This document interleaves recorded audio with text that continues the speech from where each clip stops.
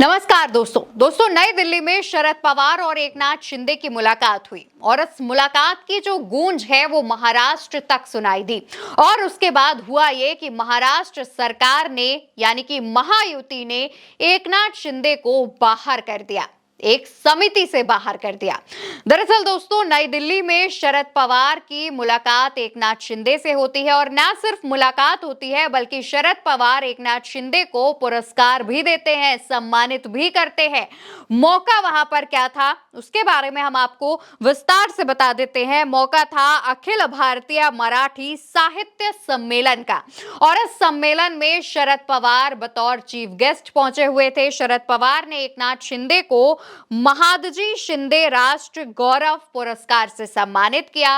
इस सम्मान को मिलने के बाद एकनाथ शिंदे ने शरद पवार की तारीफ की और तारीफों के बड़े बड़े पुल बांध दिए। एकनाथ शिंदे ने कहा कि राजनीति में रिश्ते कैसे निभाए जाते हैं ये पवार साहब से सीखना चाहिए। लोगों ने कहा कि एकनाथ शिंदे ने अपने इस बयान से शरद पवार की तारीफ करते हुए एक तरीके से महायुति की जो सहयोगी सरकार है यानी भाजपा और एनसीपी अजीत गुट पर निशाना साधा, क्योंकि इन सभी के बीच जो रिश्ते हैं वो ठीक नहीं चल रहे हैं। और इसके बाद उन्होंने उद्धव ठाकरे का बिना नाम लिए उन पर भी निशाना साधा। लेकिन दोस्तों जब शरद पवार ने एकनाथ शिंदे को सम्मानित किया, साहित्य सम्मेलन का मौका था, इस पर उद्धव ठाकरे के नेता भड़क गए।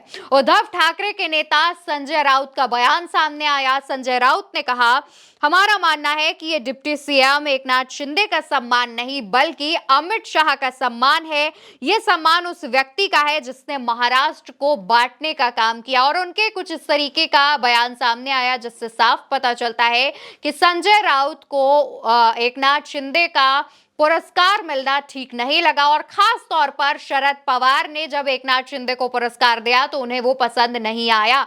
लेकिन एकनाथ शिंदे के कई बयान, कई तस्वीरें जब सामने आई उसके बाद से ही महाराष्ट्र में हलचल तेज हो गई। उसका नतीजा ये हुआ कि महाराष्ट्र में एक समिति का गठन किया गया।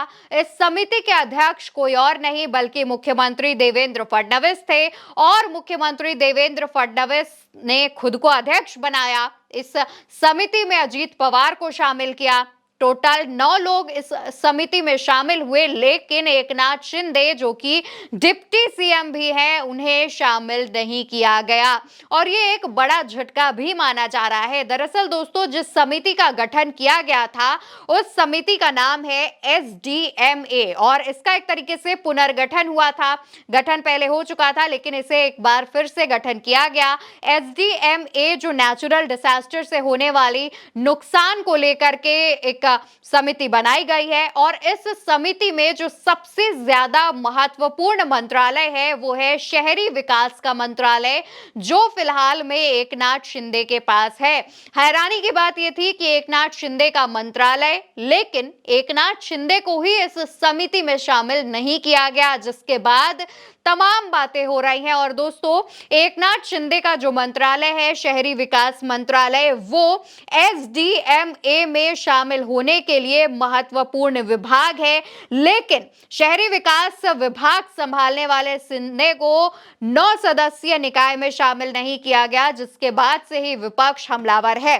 और जब यह खबर निकलकर सामने आती है यहाँ पर कॉन्फिडेंस नहीं हो सकता कि शरद पवार और शिंदे की मुलाकात के बाद अचानक समिति बनती है, समिति का पुनर्गठन किया जाता है और उससे एकनाथ शिंदे को बाहर रखा जाता है। इस मसले पर दोस्तों जब हमने महाराष्ट्र के वरिष्ठ पत्रकारों से बातचीत की तो उनका यह कहना था कि जब भाजपा यानी कि महायुति की सरकार बन रही थी, महाराष्ट्र में बहुमत मिल चुका था, उसके बाद मुख्यमंत्री बनाने को, मुख्यमंत्री चूज करने में जो इतने दिन का समय लगा उसका एक ही कारण था, वो था एकनाथ शिंदे मान नहीं रहे थे डिप्टी सीएम पद स्वीकार करने को लेकर। उन्होंने भारतीय जनता पार्टी को खूब परेशान किया और अब जब सरकार बन चुकी है, कार्यकाल आगे बढ़ रहा है, तब एकनाथ शिंदे को उनके ही स्टाइल में फडणवीस परेशान कर रहे हैं, भाजपा सरकार परेशान कर रही है।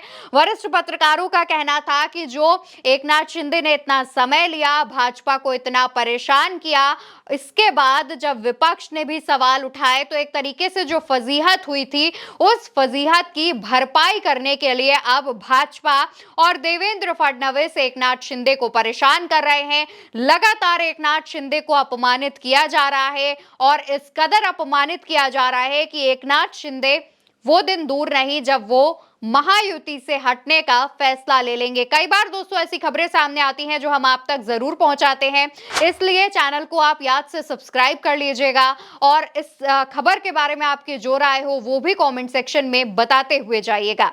नमस्कार।